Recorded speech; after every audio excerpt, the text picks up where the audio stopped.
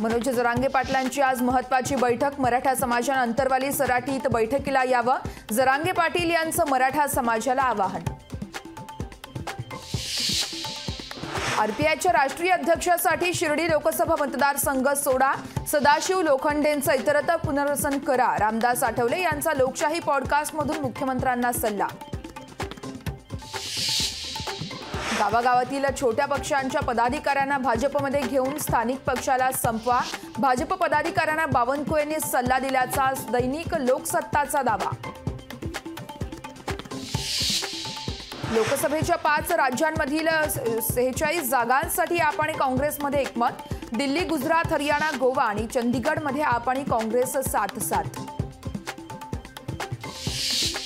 मुंबईकरांना 1 मार्चपासून करावा लागणार पाणी कपातीचा सामना। धरणांमधील पाणी साठा कमी झाल्याने 10% पाणी कपात केली जाण्याची शक्यता।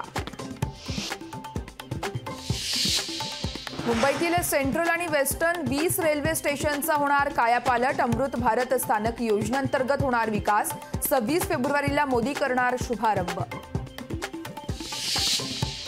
पोलिसांच्या अतिरिक्त वार्षिक 15 रजा कॅश करण्याचा निर्णय 24 तासात पुन्हा लागू।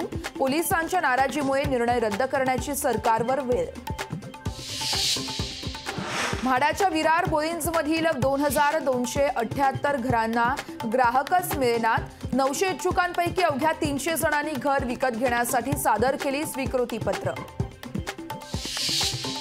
29 फेब्रुवारीपासून सायनच्या रेल्वे उड्डाणपुलाचं पाडकाम केलं जाणार। लाखो मुंबईकरांच्या वाट्याला हेलपाटा येणार।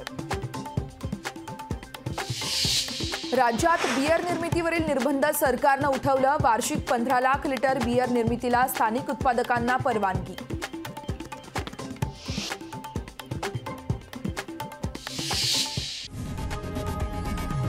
लोकशाही मराठी ऐका, पहा, जागरूक रहा।